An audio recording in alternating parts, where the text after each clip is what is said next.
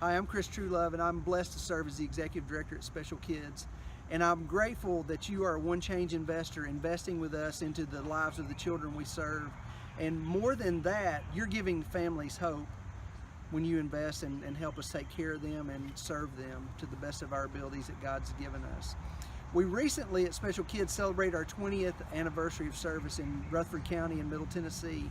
And we celebrated that by having a festival and a carnival at Northside Baptist Church, and it was a wonderful time for us to come together, reunite with some of our old friends and some of the kids that we served back even in the year 2000 and 2001. It was a sweet time. Most importantly, it was a sweet time for us to praise God and thank Jesus for what He's done over this first 20 years.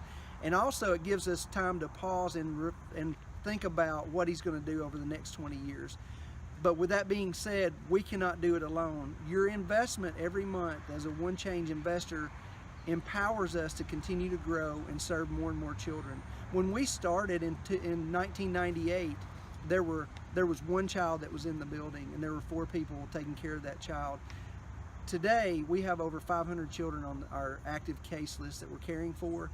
And the sobering reality is that by the year 2020 in Rutherford County, the estimates tell us that there's going to be over 12,000 children with special needs here who need to be cared for, who need God's loving touch. And so, as we continue to grow, your investments mean so much for us to take care of the kids. Speaking of the children, I was in our nursing building the other day, and one of our recreation therapists was working with a child who's at this point who's nonverbal.